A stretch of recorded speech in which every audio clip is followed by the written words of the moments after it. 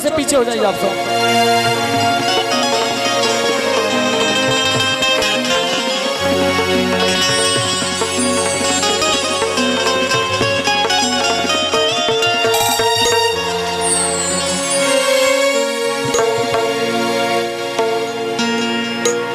चंदा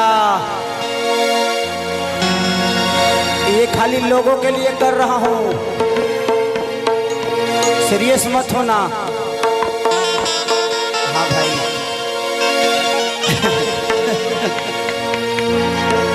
अच्छा बात है।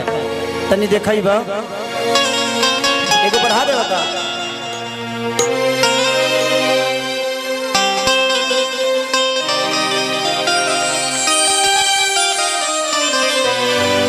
ये गाना मेरे बहुत अजीज मित्र, मेरे भाई, मैंने बहुत प्यार करता हूं मैं। आप लोग 82 विधा देखे होंगे अजीत हलचल जी को।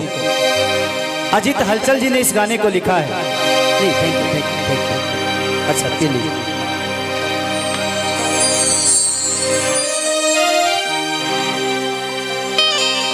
इस 4 सालों में कितना कुछ खोया, कितना कुछ पाया पता नहीं, बट आप जैसी महिला को कौन खोना चाहता है। तू तो जिंदगी में यही लो समस्या के हाल बन के, हमरा आँख में समैलू का जाल बन के।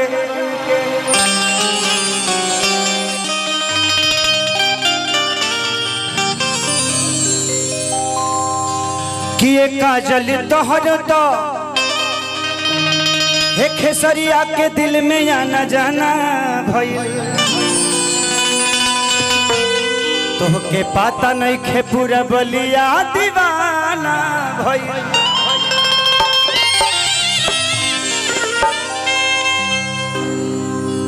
कि तू एक बार कह दे तू तो तोहरा पमरती हो,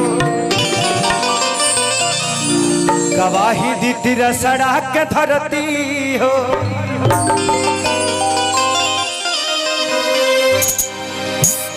कि हम तो बहुत पछतैली हो,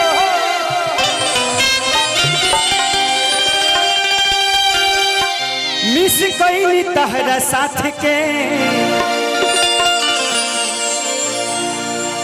कहियो भूल लैखी क्रिया खा के कहीं भीरगुनाथ के।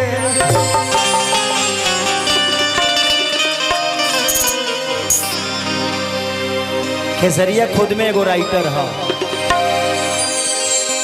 कि जहाँ जईबू ताजा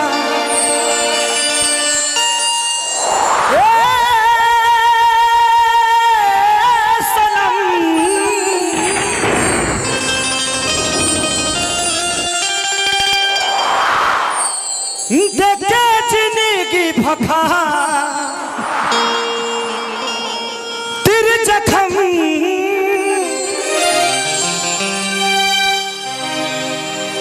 कि जनी सोचा हमारा बारे में।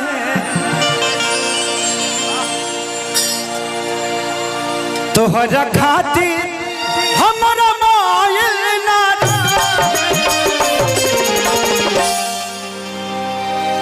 कि प्यार कल परसो के काजिल न रहे।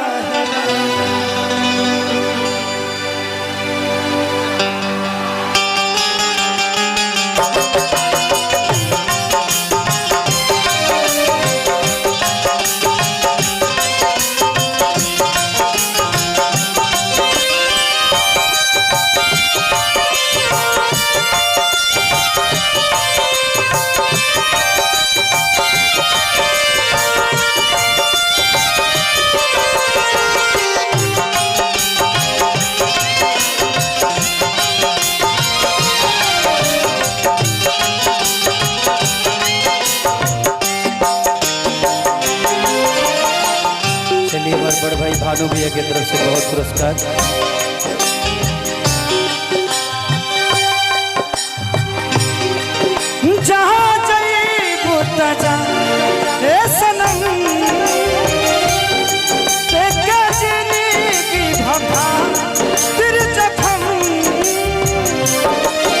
जनी सोचा हमारा बारे में, तोहरा खातिर हमारा मायल लगा, काल्हे बरसो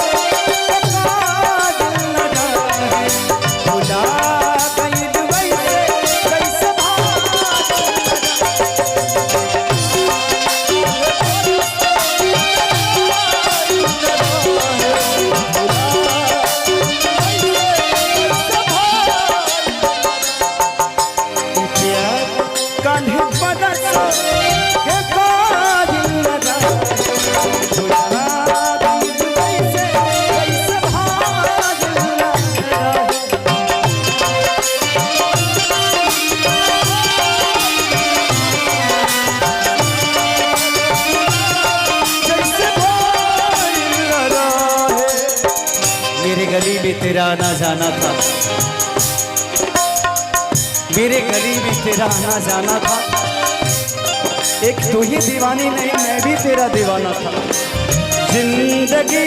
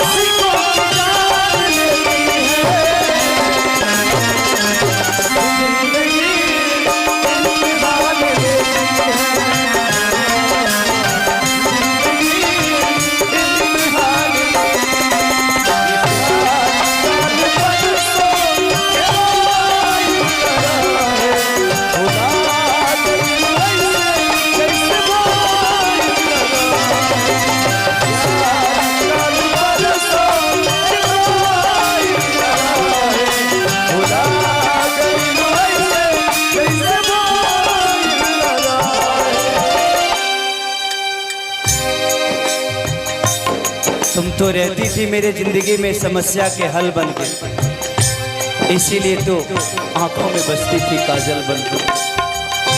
गंगा के पानी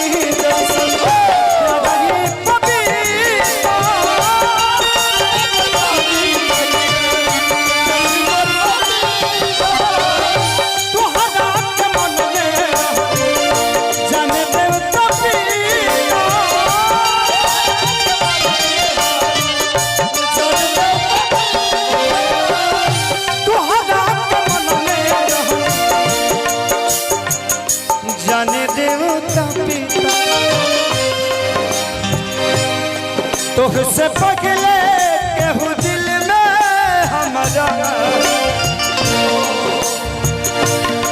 तुझसे पगले केहू दिल में हमारा, सुन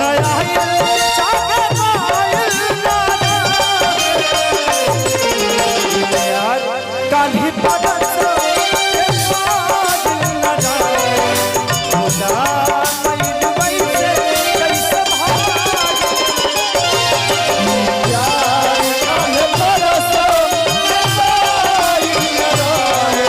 भुला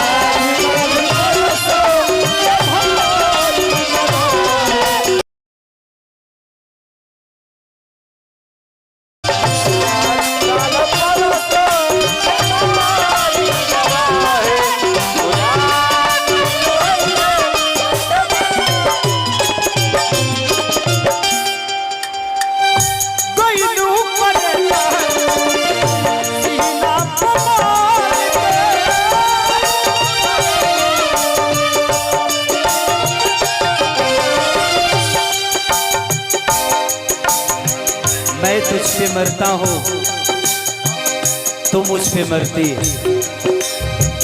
मैं तुझ पे मरता हूँ, तू मुझ पे मरती है। इसे मैं नहीं, ये पूरी बलिया की धरती है।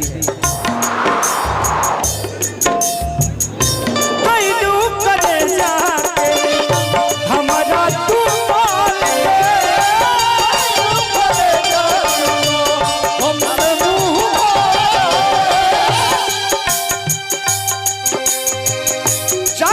दिल में बसा अजित हाल चाल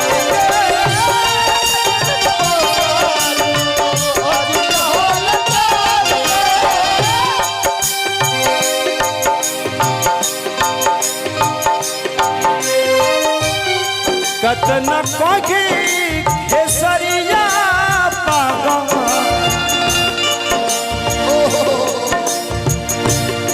कतन कोगी खेसरिया पागा तोहरा बिना अगिला फाइल ना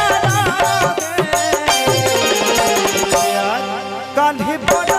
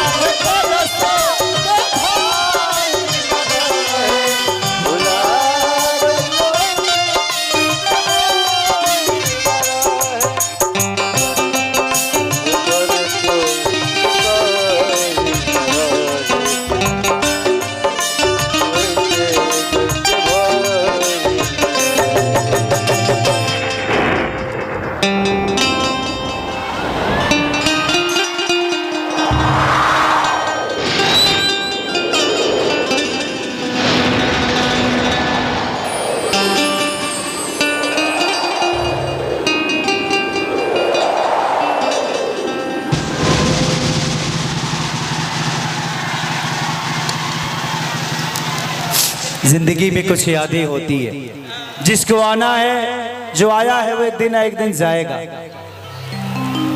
कुछ लोग समय से पहले चले जाते हैं, तुझे पता नहीं। ये मुझे पता है कि खेसारी तुमसे प्यार करता है, तेरे आने का आज भी इंतजार करता है। बट ये यादें हैं जो कुछ पल के लिए है, इससे आगे भी जिंदगी है। हम एक दूसरे को मानते हैं। आज हम एक बहुत अच्छे दोस्त हैं एक दूसरे के लिए। कभी प्यार करते थे, आज हम बेहतर दोस्त हैं। इसके बाद भी रिश्ते हैं ना, तो जिंदगी में एक रिश्ते से अगर किसी को पहचानिएगा तो शायद वो रिश्ता खत्म हो जाएगा।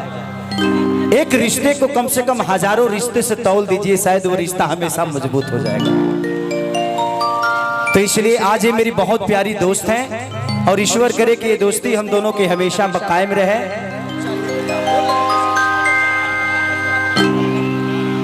कि प्यारे नहीं खेल खल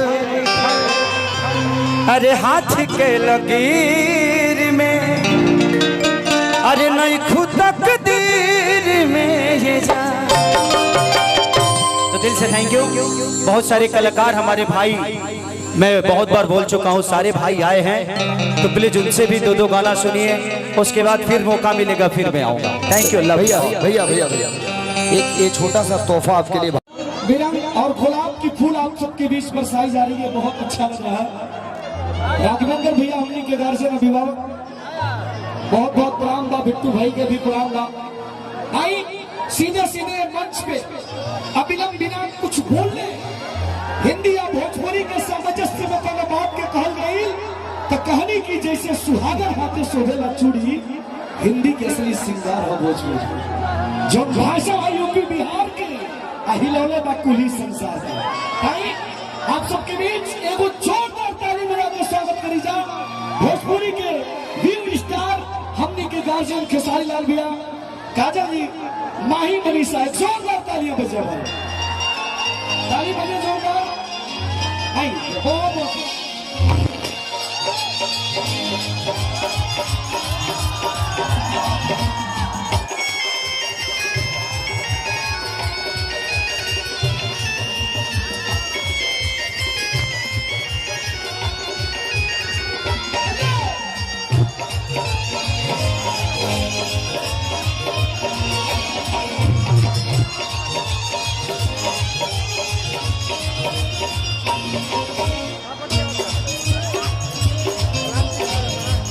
कहीं पढ़ाई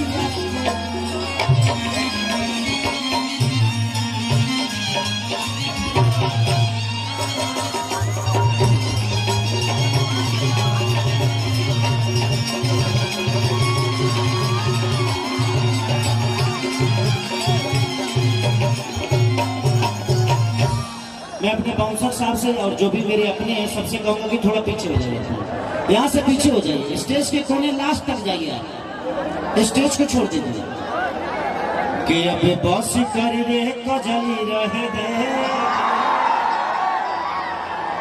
दर्द दिल गाड़ी वो पहले सहे दे। चलिए काजल रघवानी जी, आज मुझे लगता है कि 4 बरस बाद हम लोग एक दूसरे के साथ स्टेज पे मिले हैं। ऐसे तो हम लोग हमेशा काम के माध्यम से बम्बे में भी मिलते रहते हैं। अरे है बरसात 4 साल बाद मिलन भइल बा। देखिए कितना एक चीज है उमा शंकर भैया के इस कार्यक्रम में मुझे समझ में आया। मुझे पहला ऐसा ही नेता लगे कि जाति पात से हटके धर्म से हटके सबका प्यार लेते हैं, और एक नेता की तरह नहीं, एक बेटा की तरह आप सबका सेवा करते हैं।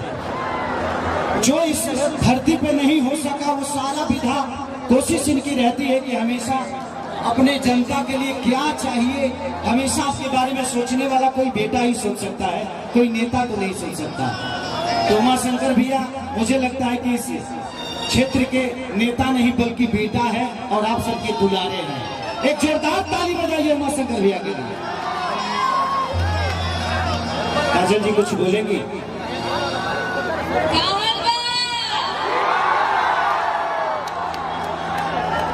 सबसे पहले तो आप सबको दिल से प्रणाम करती हूँ, और हमारे उमा शंकर जी जिन्होंने हमें यहाँ पे आपके सबके बीच में आने का मौका दिया, तो मैं धन्यवाद कहना चाहूंगी। आया सुन का हो तुम जख्मी दिल बड़ा बहुत अच्छा लग रहा है। एंड बस यही कहना चाहूंगी, 4 साल बाद हम साथ में आए हैं, तो आपके दिलों में और हम सबके दिलों में धमाल मचेगा। जो आप चाहेंगे वैसा धमाल मचेगा, है ना? कि टूट जाही राजा जी, कि टूट जाही राजा जी परान सागवान के, हो जाए कितनी सूट दे चदरिया तानिक तानिक तानिक।